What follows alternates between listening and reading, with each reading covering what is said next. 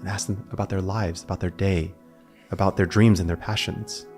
From the CEO down to the waitstaff, just being completely with the human inside of each of them. In that moment, what I imagine is that person in front of them is the most important person in the world to the Dalai Lama. I seek to emulate that in my life when I'm with people. But the interesting thing about being present with other people, it's all about me being with you and your experience.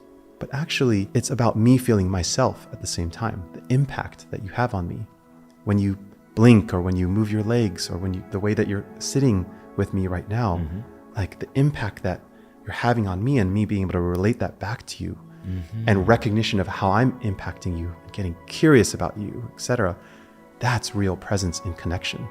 So is presence simply a form of stillness and focus on the person that you're being present with, or is there more to it? I think there's so much more to it. Something I'm very passionate about. How do we learn and how do we teach? And there are two kinds of learning. There's didactic, aka from a book, from a lesson, from Mind Valley. And there's transmission, which is you and me sitting here and me intuitively feeling you, you intuitively feeling me. I believe both are extraordinarily valuable, especially the didactic to teach other people. And one of the things that I learned from a field called internal family systems, IFS, which is the fastest growing psychotherapeutic and psychospiritual model.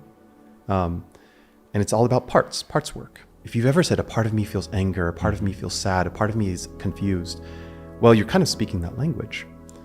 And what IFS says is that there are all these protective parts, and what they're protecting you from is feeling yourself, feeling the tender, wounded inner child of yourself. Those buried deep down parts that IFS calls exiles, the one that has been most prominent in my life is the one that carries a burden, a voice that says, I'm alone. And actually goes a little deeper. It's an existential quality of I'm spiritually alone.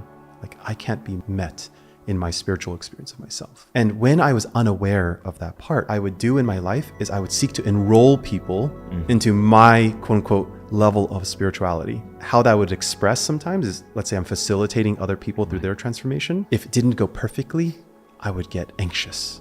I would get angry. I would get stressed out because that part inside of me was like, oh no, that person's not going to be my friend. That person's not going to connect with me.